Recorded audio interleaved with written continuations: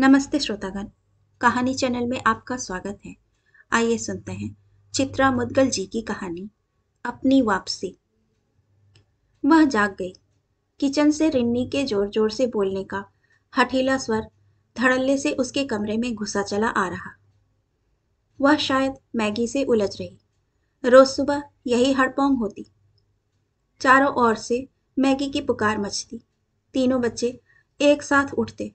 किसी को हल्की चाय चाहिए, किसी को ब्लैक कॉफ़ी, किसी को बाथरूम में गीजर से गर्म पानी। उसकी समझ में नहीं आता कि बच्चे देर से क्यों उठते हैं और एक साथ उठकर कटिया युद्ध मचाते हैं। कई दफे वह धैर्य से उन्हें समझा चुकी, चेतावनी दे चुकी कि वे रात में देर से सोने की आदत छोड़ें, ताकि सुबह उनकी नींद समय पर खुल सके और वे अपने अपने कार्यक्रमों के मुताबिक इत्मीनान से तैयार हो सकें। मैगी कोई छूमंतर नहीं। अकेली जान क्या क्या करेगी, कहाँ कहाँ दौड़ेगी। हालांकि दीनू भी घर के कामों में मैगी का हाथ बटाता है, पर साहब के घर छोड़ने से पहले नहीं। साहब के उठने से पहले वह उनकी गाड़ी से लेकर जूते तक चमका डालता, फिर उनकी बेटी तैयार करता और ट्रे लिए उनके कमरे में झांक लेता कि मेम साहब उठ गई या नहीं। वह जग गई होती तो उसे इत्तिला दे देता कि साहब उठ गए हैं, यानी कि चाय तैयार है।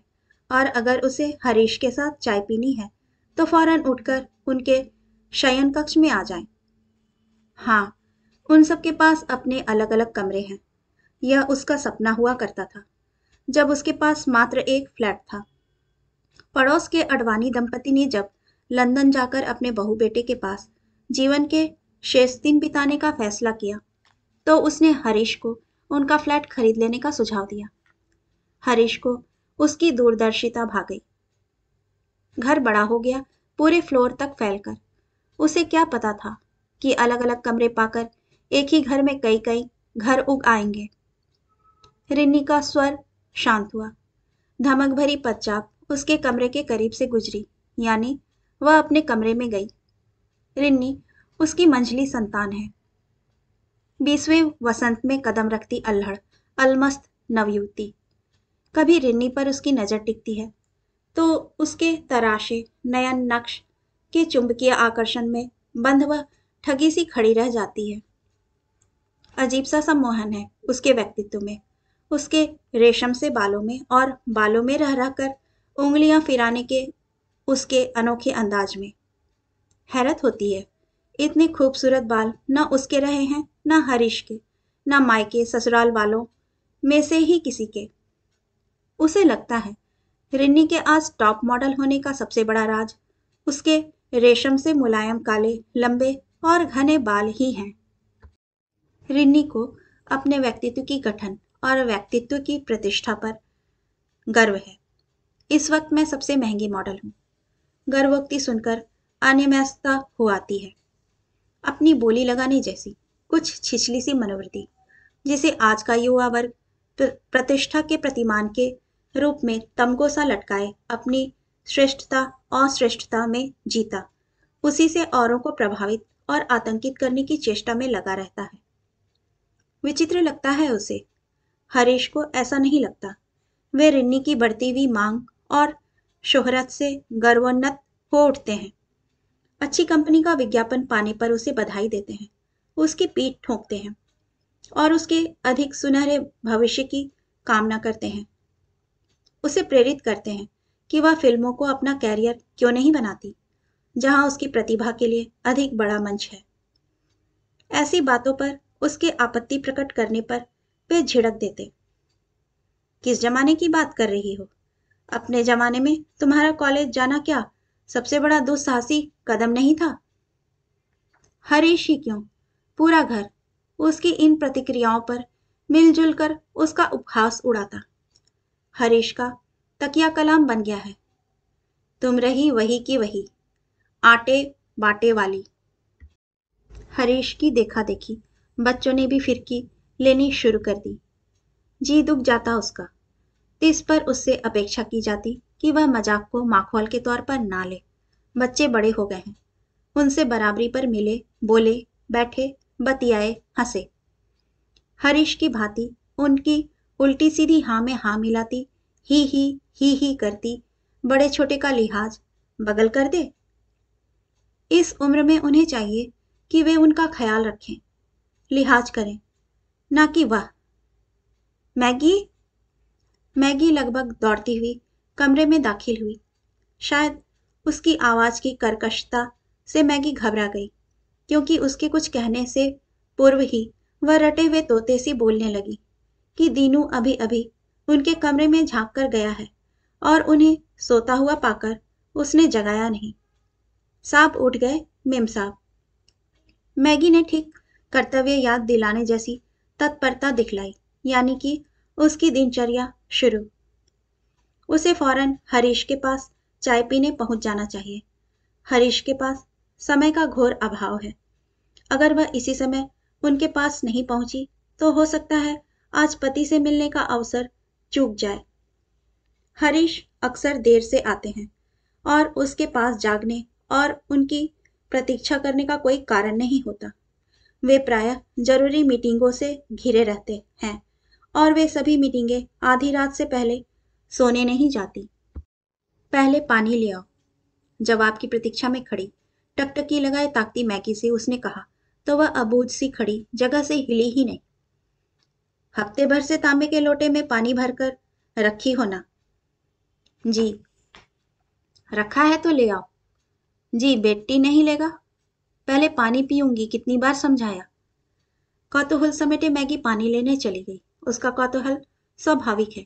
नियम दो ही स्थितियों में टूटता, या तो साहब शहर से बाहर हो या वह अस्वस्थ हो। हफ्ते भर पहले की बात है। मेजर घर आए। हरीश के पुराने दोस्तों में से हैं। सेना में होने की वजह से उनके अक्सर तबादले होते रहे। अब की बार 8 साल बाद पुनः उन्हें बंबई स्टेशन मिला। मेजर के शहर में होने की खबर से उसे बेइंतहा खुशी हुई। आते ही वही चीर परिचित परिहास भरी चुटकी।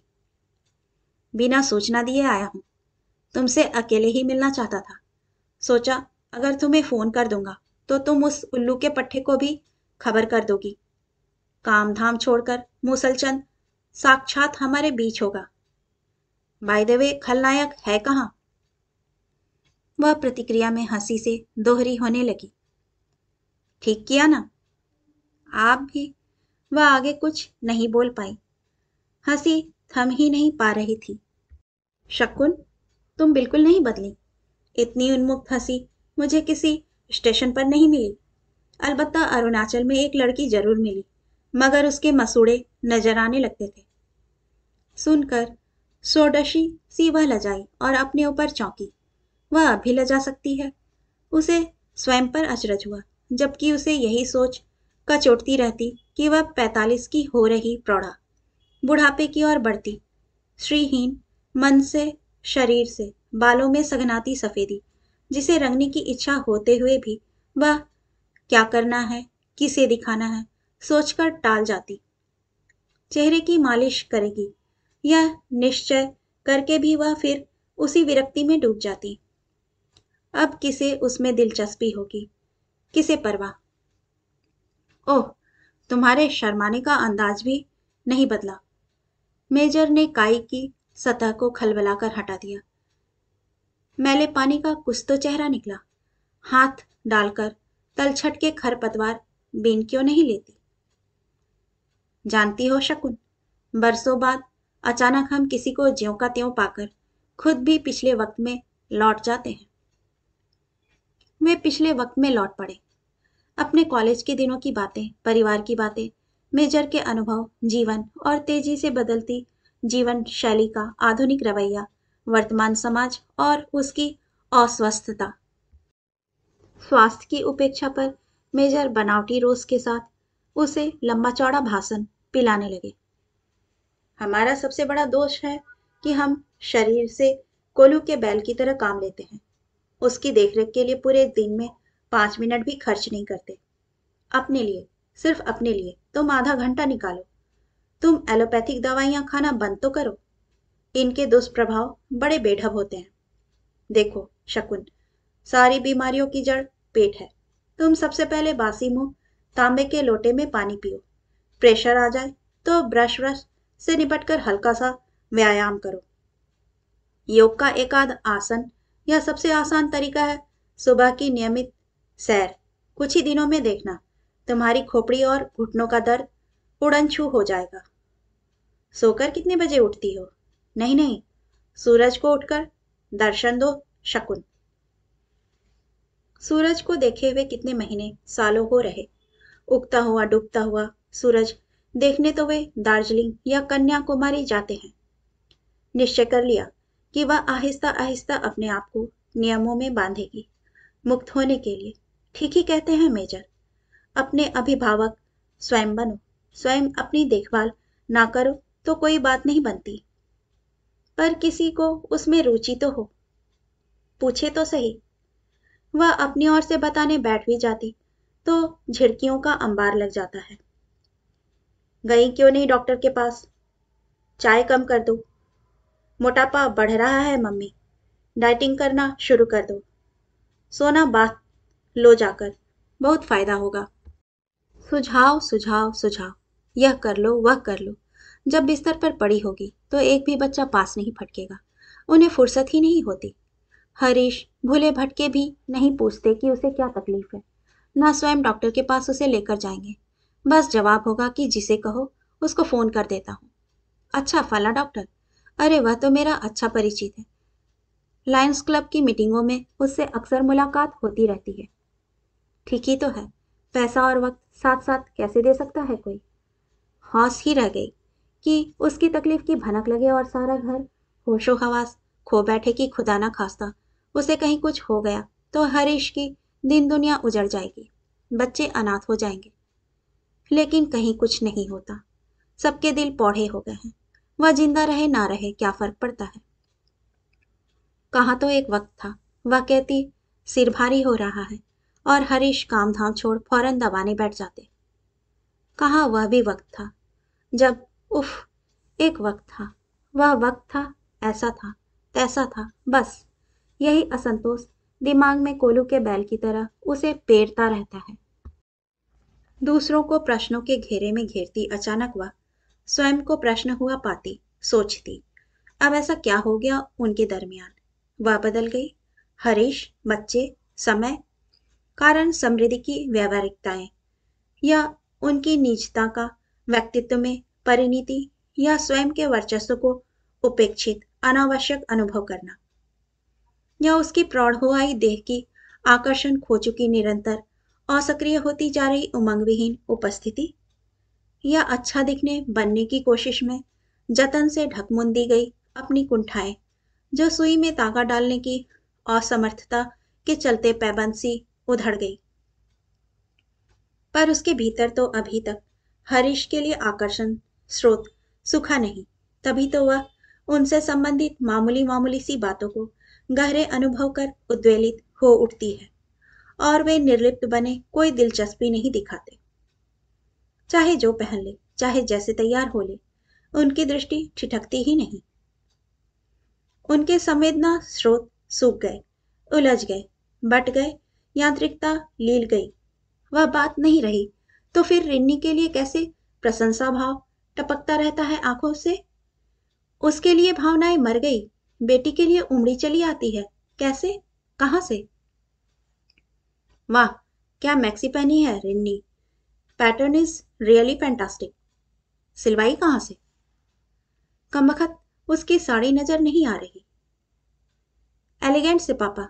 बाय द वे मैक्सी का कसीदा पढ़ना छोड़िए और यह बताइए हम कैसे लग रहे हैं। बताते हैं, जरा अपना कान इधर लाओ। रहने दीजिए, हम समझ गए। क्या बेहूदगी है, बगैर बताए? ऊहू, कोई गंदी सी बात कहेंगे। अरे, हम कुंवारे होते तो तुम पर जी जान से मर मिटे होते। यह कोई गंदी बात है बेटे? पापा छी, इसमें छी की क्या बात है? वैसे तो कुछ आप में भी बात है। पापा नहीं होते आप मेरे तो इतने धांसू व्यक्तित्व को अनदेखा करना मुश्किल होता मेरे लिए। कान फोड़ उठा के कमरे की छत से टंग गए, फानूस से पींगे लेते, फिरकी से घूमते। इतनी असंस्कारी बातें, भद्दी फुहड़ परिहासबाजी। जी महसूस कर रह गई। मुंह लगाने से कोई फायदा नहीं, बस पढ़ने में दत्तचित होने का नाटक करती। पत्रिका में चेहरा गड़ाए पिता पुत्री का प्रेमालाप सुनती रही। उनकी बातें मैक्सी की प्रशंसा तक ही सीमित न रहती। अगले ही पल फलक बदलता। देश की खस्ता वित्तीय हालत पर गौर करते हुए वे शहर में लगी 7 ऑस्कर अवार्ड विजयी अंग्रेजी फिल्म से लेकर खुमैनी के आतंकवाद तक की चर्चा करते। मुड़ते मुड़ाते उनकी बातें पृथ्वी थिएटर में चल रहे एक प्रयोगवादी नाटक में दर्शाए गए वर्जनाहीन संबंधों पर आ टिकती। हरीश को ऐसे चित्रण बड़े गिजगिजे लगते और रिन्नी को यथार्थपूर्ण एवं मनोवैज्ञानिक। चर्चा में बोलने का उसका भी मन हो आता, क्योंकि नाटक उसने भी देखा है और नाटक की बुनियादी बातों से उसकी जबरदस्त असहमति है। परंतु शरीक कैसे हो? कई दफा पत्रिका के पृष्ठों से चेहरा उठा, तर्क होठों तक आए, किंतु वे दोनों उसकी कुछ कहने की बेचैनी का एहसास किए बगैर अपनी अपनी कहने को उतावले नजर आए। बल्कि उसे ऐसा महसूस हुआ कि वे कमरे में उसकी उपस्थिति से भी अनभिज्ञ हैं। लेकिन उसी समय अगर निखिल और विनय आ जाते तो वे दोनों बड़ी आसानी से उनकी बहस का हिस्सा बन जाते। उनकी उपस्थिति तत्काल दर्ज होती। कई दफे यही अनुभव किया है उसने। ऐसा नहीं कि उसका इस तरह से सोचना मात्र दिमागी फितूर है। वे क्यों नहीं उसे बहस में शामिल करते? बच्चे तो बच्चे हैं, ठीक है, उनकी अपनी दुनिया है, किंतु हरीश कितने स्वार्थी हैं। वे बड़ी चतुराई से उनकी दुनिया में दाखिल हो उसका जीवंत हिस्सा हो लेते हैं, पर उसे उसे नितांत अकेला अप्रासंगिक बनाकर छोड़ देते हैं। पता नहीं बच्चों के मन में यह धारणा कैसे और कब बैठ गई कि पापा समय के साथ चलने मिलने जुलने वालों में से हैं, लेकिन उसका व्यक्तित्व लचीलेपन की इस विशिष्टता से एकदम खारिज है। वह न उनके संग चल सकती है, न सोच सकती है, न बोल बतिया सकती है। क्यों सभी ने उसे चेतना शून्य मान समझ लिया? एक आहट कमरे के करीब आने लगी। दिल धड़का। शायद हरीश हूं। चाय पीने नहीं पहुंची ना? ढुलक रहे आंसुओं को नहीं पोंछा। देख ही ले उसके भीतर घुमड़ती पीड़ा को। आखिर पति होने के नाते क्या उनका कोई दायित्व नहीं कि वे उसके दुख सुख की सोचे? पदचाप रसोई की ओर बढ़ गई। स्लीपर की बेहद धीमी तालबद्ध चट चट किसी और की नहीं, हरीश की ही पदचाप है। सैकड़ों आहटों में से वह इस लयबद्ध पदचाप को पहचान सकती है, जो कभी उसके कानों में जल तरंग सी बज उठती थी। छाती में धड़कन सी हिचकियां फूट पड़ी। लगा कि कमरे के करीब से गुजरने वाले ने जानबूझकर उसके कमरे का रुख न कर उसे जताने की चेष्टा की है कि उनकी दृष्टि में अब उसकी औकात देह से उतरी हुई उस श्रीहीन पोशाक जैसी है, जो कभी बहुत प्रिय होने की वजह से अलमारी के किसी कोने में सुरक्षित तहाई रख दी गई है। बस फिर भी अपेक्षा बनी रही, कोई तो निखिल, वीनू या रिनी ही आकर देख ले। वीनू को भी कुछ होता जा रहा। खरबूजे को देखकर खरबूजा रंग बदल रहा। कहाँ तो उससे बिना मिले लिपटे चिपटे वह कॉलेज के लिए ना निकलता। वह लाख दूरी आती, याद दिलाती कि अब वह जवान हो रहा। बच्चों जैसी हरकतें उसे शोभा नहीं देती। देखने वालों को भी विचित्र लगता है, मगर बेअसर वीनू एक ना सुनता। बछड़े के समान उसके पेट में मुंह गड़ाए बड़ी देर तक पड़ा रहता। वही अलग करती तो अलग होता। अब अब मैगी से उसकी जरूरतें पूरी हो जाती हैं। फिर उसकी आवश्यकता केवल तब सब भागे भागे उसके इर्द गिर्द इकट्ठे हो जाते और उसकी पुकार मचती जब कोई नौकर काम छोड़कर चल देता। उनके चेहरे उड़े हुए रंग वाले होते। उनके भीतर दुख का सामंत बेरोजगार को खोजने लगता।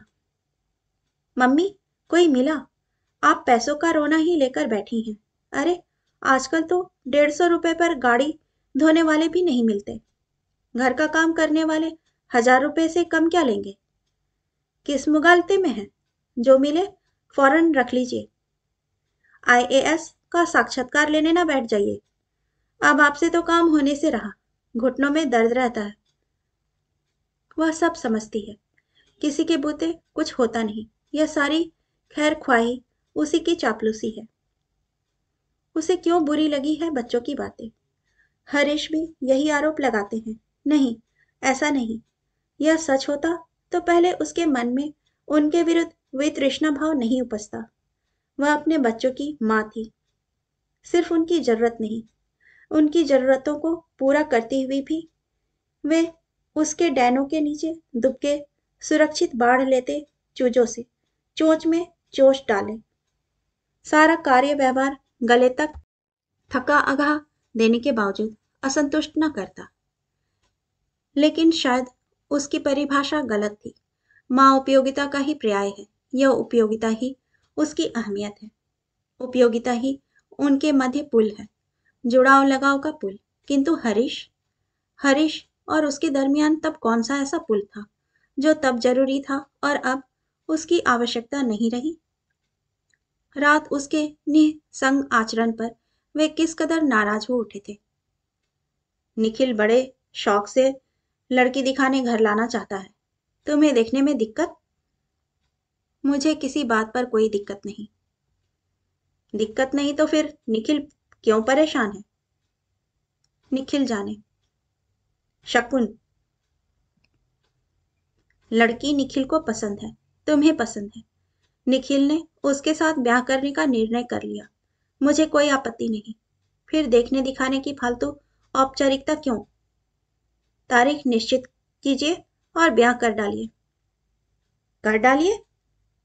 हरीश का चेहरा और स्वर दोनों ही तमतमा उठे। तुम्हें क्या हो गया?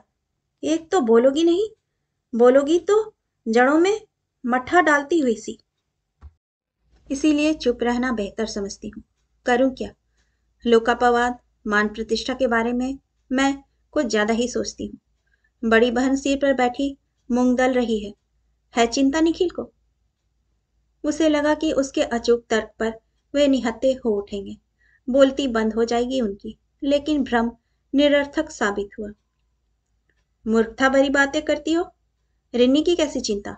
रिन्नी अभी अपने करियर में जुटी हुई है। उसे अपना भविष्य बनाने दो। निखिल ब्याह करना चाहता है, उसे घर बसाने दो। कल रिन्नी ब्याह करना चाहेगी तो क्या उसका ब्याह इसीलिए रुक जाएगा कि उसके छोटे भाई का ब्याह उसके ब्याह से पहले हो गया? सामाजिक मान प्रतिष्ठा क्या उसकी अकेले की है? टप टप आंसू गिरने लगे। सभी बैठे थे कमरे में। बच्चों के सामने ही लताड़ दिया, उसकी सोच को नकारात्मक साबित कर। बच्चों के मन में एक तो पहले से ही उसकी परवाह नहीं, तनिक दिखावे की लाज लिहाज शेष है। वह भी जाता रहेगा। रात बहुत कोशिश की, बगैर कंपोज खाए नींद आ जाए। बड़ी देर तक करवटें बदलते रहने के बाद गोली गटकनी ही पड़ी। लगता कि हरीश घड़ी दो घड़ी उसके पास आकर बैठ जाए, हौले से माथे पर हाथ रख दे तो शर्तिया उसे कंपोज खाने की जरूरत नहीं पड़ेगी। पहले पढ़ती थी, पढ़ते पढ़ते नींद आ जाती। आजकल ठीक उल्टा हो गया, पढ़ने से डरने लगी। पढ़ते रहो, आंखें जलने लगेंगी, माथा टनकने लगेगा, मगर नींद नींद कोसों दूर खड़ी ठहाके भरती रहेगी, उपहास उड़ाती। हरीश कमरे में नहीं है तो जरूर नहान घर में होंगे। अनुमान सही निकला, वे नहान घर में ही थे और दाढ़ी बनाने की तैयारी में ब्रश भिगोते दिखे। वह दरवाजे पर पहुंची नहीं कि शीशे में उसकी प्रतिछवि देख तपाक से बोले, गुड मॉर्निंग मैडम। प्रत्युत्तर में वह फीकी सी मुस्काई, भांपने की कोशिश की कि क्या शीशे में से हरीश ने उसकी अनमनाहट पर गौर किया। जो छवि उन्होंने शीशे में देखी, उसका उखड़ापन पकड़ में नहीं आया। बस गुड मॉर्निंग मैडम कहकर रह गए। वह न दिखी हो, कोई पड़ोसी दिख गया हो जैसी औपचारिकता। अगले ही पल उसकी उपस्थिति से वह किस व्यस्त भाव से गालों पर साबुन का झाग फैलाने में तल्लीन हो गए। उसे बुरा लगा, दाढ़ी कहीं भागी जा रही।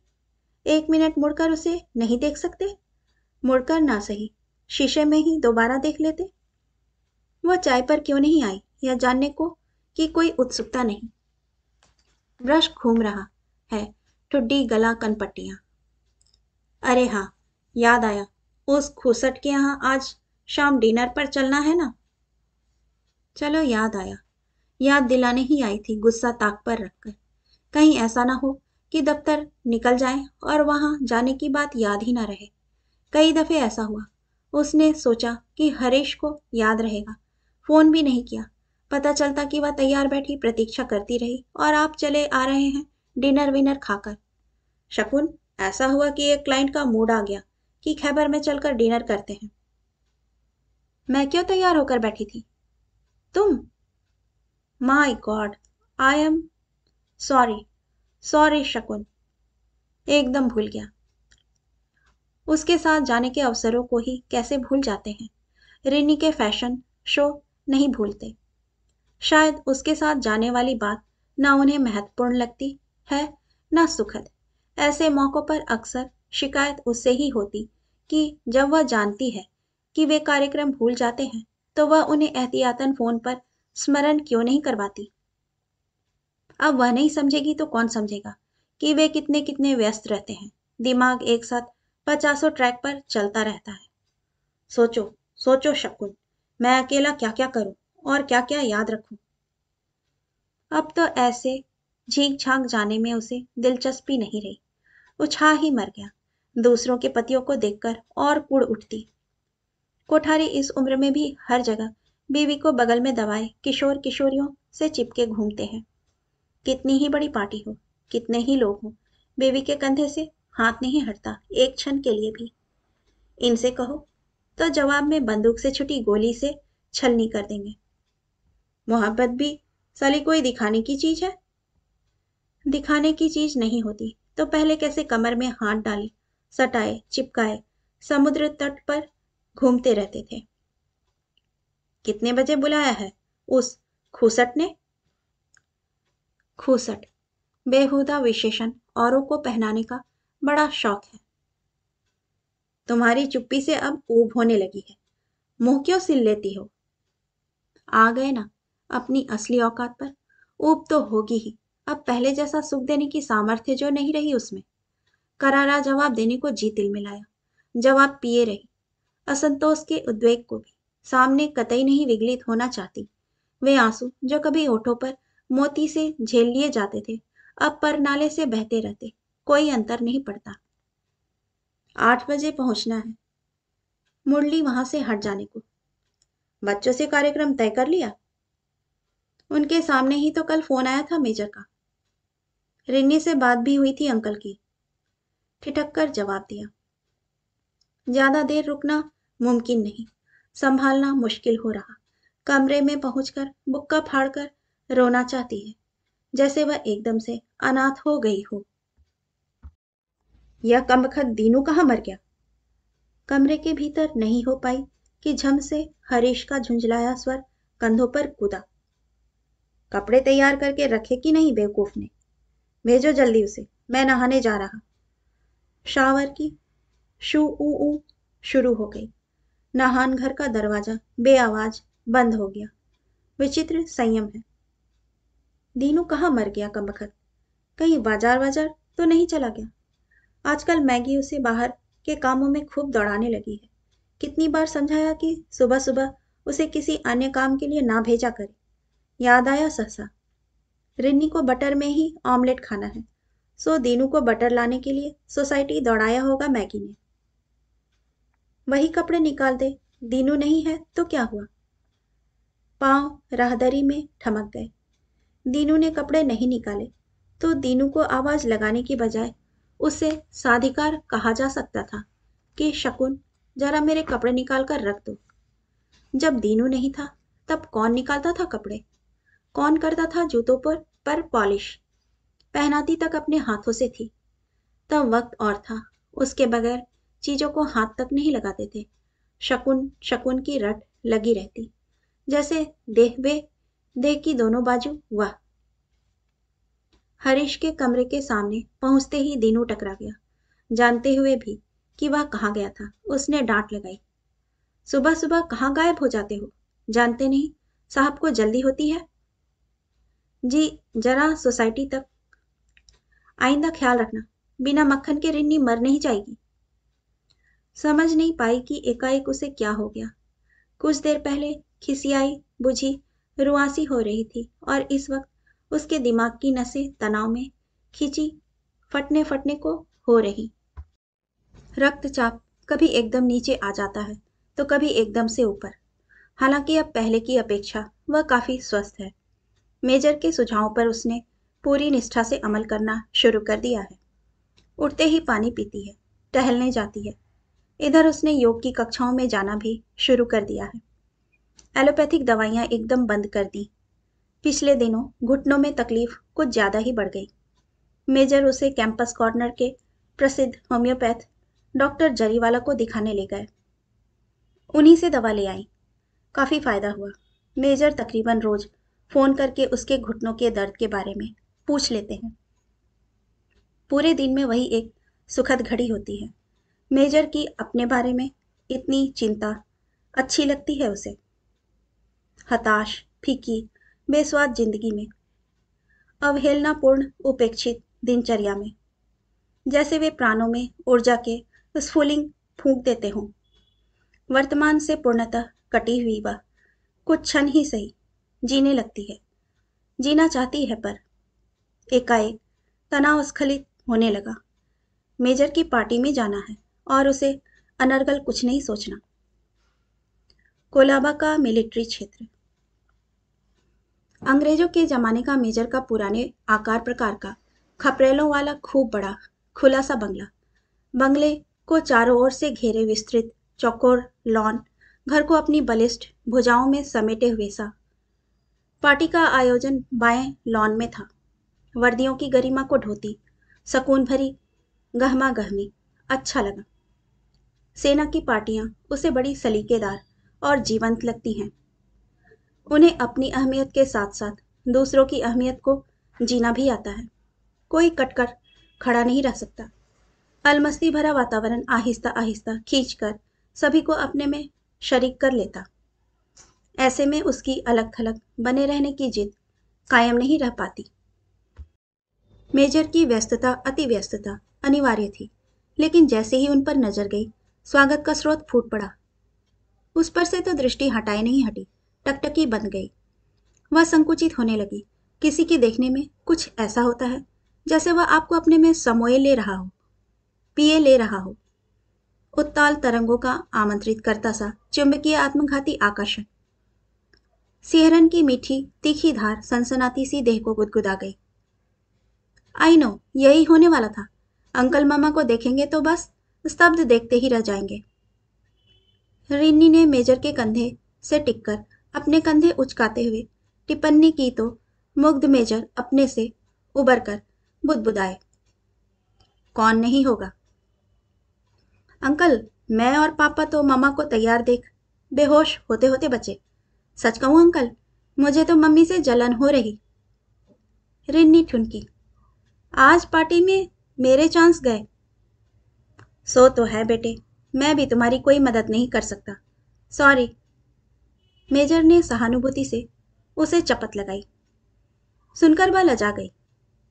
रिन्नी के बोलने में उसे आज अन्य दिनों की भांति बेहयापन नहीं लगा, ना ही छिछलापन।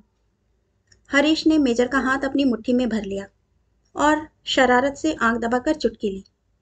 यार, तुम अपना तबादला अस्थायी रूप से बंबई ही करवा लो। भाई, मैं तो तुम्हारी सोच के गम खा लेता हूं, वरना नौकरी छोड़ दूं, शहर ना छोड़ूं। मेजर ने जवाब में चुटकी ली तो सभी मिनटों तक ठहाकों में घिरे रहे। परिचयों की कड़ियां जुड़ती चली गई। वह मिसेज राठौर से आज की पत्र पत्रिकाओं की बढ़ती हुई मसालेबाज प्रवृत्ति को लेकर उलझ गई। उनका कहना था कि पत्र पत्रिकाओं का अब एकमात्र उद्देश्य बिक्री बढ़ाना, पैसे कमाना रह गया है। उन्हें मूल्यों से कोई मतलब नहीं। अखबार, जो किसी जमाने में जनसामान्य की अभिव्यक्ति का मंच हुआ करते थे, अब नहीं रहे। उसका जवाब था कि अखबारों या पत्र पत्रिकाओं में इस प्रवृत्ति के विकसित होने में 100% हाथ जनसामान्य की छिछली अभिरुचि का है। वे अपने यथार्थ से पलायन चाहते हैं। इसीलिए वे रोमांचक पढ़ना चाहते हैं, चटपटा पढ़ना चाहते हैं, जो उन्हें यथार्थ से राहत दिलाए। फिर जो पाठक चाहेगा वही तो पत्र पत्रिकाएं देंगी। आखिर वे अखबार छापते किसके लिए हैं? ना खरीदे लो ऐसे अखबार, फिर देखिए। नहीं, यह विदेशी ट्रेंड अपनाने का नतीजा है, मिसेस राठौर ने प्रतिवाद किया। एक्सक्यूज मी, तभी दखल देते से निकट मेजर आ खड़े हुए, झुककर उसके कानों में फुसफुसाए, कहाँ फंसी हो? बाह पकड़कर खींच ले गए उसे महिला मंडल से बाहर। कुछ देर तुम्हारे साथ एकांत में बैठने का मन है। वह इस आग्रह से पता नहीं क्यों उदास हो आई। कहाँ? वे इधर उधर दृष्टि घुमाकर एकांत तलाशने लगे। उधर चलें? एकांत शब्द में सैकड़ों सैकड़ों पंख हैं। अंतरिक्ष की ऊंचाई नाप लेने की सामर्थ्य रखते पंख। पंख टटोलने को उसने अपने कंधों को छुआ। चलिए, उसने जैसे अपनी मर्जी को उनके संकेतों पर छोड़ दिया। कितना अरसा हो गया है मेजर से एकांत में बातें किए हुए। आते हैं तो सबकी मौजूदगी में वे अकेले नहीं हो पाते। वह भीतर ही भीतर कसमसाती रहती है उस संग के लिए जहां वे सिर्फ दो व्यक्ति हो सकें, अपने अपने घेरों से निकलकर एक दूसरे की सुन सकें। बहुत कुछ दबा पड़ा है जेहन में, उन्हें सुनाना चाहती है। विश्वास है मेजर उसकी पीड़ा को महसूस कर सकेंगे। उनके अतिरिक्त किसी से कह भी तो नहीं सकती। लोग यही समझते हैं कि उनसा सफल दंपति दूसरा नहीं। असत्य। कितनी तन्हा खड़ी है उम्र के इस मोड़ पर, जहां ना वह पत्नी रही, ना बच्चों की माँ, ना जीवंत वजूद। बैठो, लाओ यह थम्स अप का ग्लास दे दो। क्यों? मैं तुम्हारे लिए वाइन बना के ले आता हूं। अरे नहीं, वह सकुचाई। ग्लास दो तुम। उन्होंने ग्लास साधिकार उसके हाथ से ले ही लिया और बार की ओर बढ़ गए। ना नुकुर एकदम बहाना था। बहुत पहले से उसका मन हो रहा था कि वह थम्सअप में थोड़ी सी रम मिलवा ले, लेकिन अपने आप कहे किससे? कोई मन को पढ़कर जबरदस्ती ग्लास पकड़ा दे तो बात और होती है। अपनी इच्छा को बहाना मिल जाता है कि फलां का आग्रह है तो कैसे टालें। फिर यहाँ तो बात ही और है। अधिकांश अधिकारियों की पत्नियों ने कुछ न कुछ ले रखा है। जब वह थम्सअप ले रही थी, सुनीता यानी कि श्रीमती मेजर ने उस पर कटाक्ष भी किया। दकियानूस मत बनो। मैंने तो सोचा था कि अब तक तुमने पार्टी के तौर तरीके सीख लिए होंगे, अपने गवई गांव से बाहर निकल आई होगी, मगर देख रही हूं मामला आगे नहीं बढ़ा। वह प्रतिक्रिया में हौले से मुस्कुरा भर दी। बुरा नहीं लगा उसका कटाक्ष। सभी का यही अनुमान हो सकता है। व्यापारी वर्ग के विशेष रूप से मनोरंजन यही होते हैं, दिखावटी तमीज और तहजीब भी। लो, चीयर्स करो। मेजर ने ग्लास उठाया। घूंट भरते हुए दोनों के दरमियान अपने अपने भीतर गुम हो जाने की हद तक चुप्पी आदुब की। कैसे बात शुरू की जाए? एकांत पाने की कामना कितनी प्रतीक्षित थी। अब जब एकांत उनके दरमियान है, अचानक बातों का सिरा ही कहीं गुम हो गया। वह तो ठीक है, किंतु सदैव बोलते रहने वाले मेजर भी मौन है। दृष्टि बेमतलब उठी और कनखियों में लॉन की गहमा गहमी में भटकने लगी। हरीश कर्नल बत्रा के साथ बैठे रमी खेलने में तल्लीन दिखाई दिए। रिन्नी डांस के गोल में थिरकती रूसी बैले की किसी कुशल नर्तकी सी सबसे अलग लयात्मकता से झूमती दिखी। शकुन समझ ही नहीं पाई कि मेजर ने एक लंबा ने श्वास भरा या उसे पुकारा। कोई पुकारता भी नहीं, पर अनायास ऐसी अनुभूति होती है जैसे किसी ने पुकारा। यह उसका भ्रम नहीं, मेजर ने उसे सचमुच पुकारा था। वे बोल रहे थे, मैं इस दरमियान बहुत टूटा हूं शकुन, बहुत मरा हूं, बहुत सहेज के रखा है मैंने अपने को, यही सोचकर कि सुनीता को मेरी जरूरत ना सही, आदिम और करुणा को तो है। सुनीता? वह अविश्वास से चौंक पड़ी। उसने गर्दन उठाकर मेजर का चेहरा देखना चाहा। अंधेरे ने उनके चेहरे को अपने अंक में डुबोकर उन्हें मात्र आकृति के आभास में बदल दिया। यह दुख से कातर उन्होंने स्वयं अपना चेहरा छिपा लिया। वे बोलते ही जा रहे थे। उनकी एक हथेली उनकी मुट्ठी में भींच गई। लगता है उसने जिंदगी को सोचना अधिक शुरू कर दिया, जीना कम। जीने की कृपणता में वह मरती जा रही।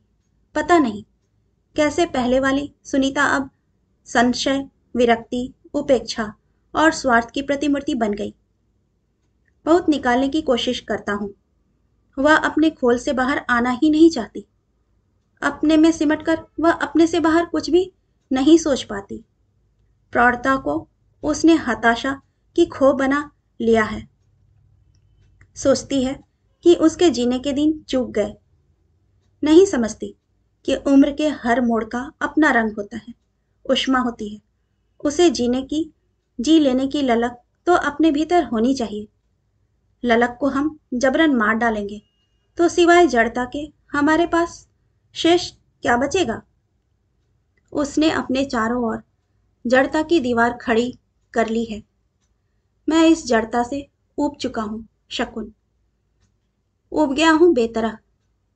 बच्चे तक उससे कट गए, उससे दूर दूर रहते हैं। मेरा कहीं निकल भागने को जी चाहता है। मैं जीना चाहता हूं, मैं जी नहीं पा रहा।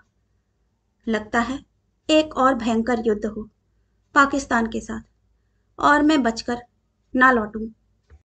उसकी गर्दन भीग रही थी। मेजर का चेहरा बेचैनी से कसमसा रहा था। थर्राते हुए होठों से झरते गीले गीले से शब्द उसके कंधे पर पिघले हुए मोम से टपक रहे। यह मेजर का चेहरा है या हरीश का? वह अपने ही बारे में नहीं सुन रही। चाहती है हौले से उस चेहरे को थपथपा दे, बालों में उंगलियां फिरा दे, लेकिन कैसी तसल्ली देना चाहती है वह? क्या बता सकती है वह खुद कितनी कृपण है, बंद, अपने में सड़ी हुई। नहीं नहीं, मैं जीऊंगी। उसके होठों पर अनायास बुदबुदाहट फूटी। कहानी सुनने के लिए आपका धन्यवाद।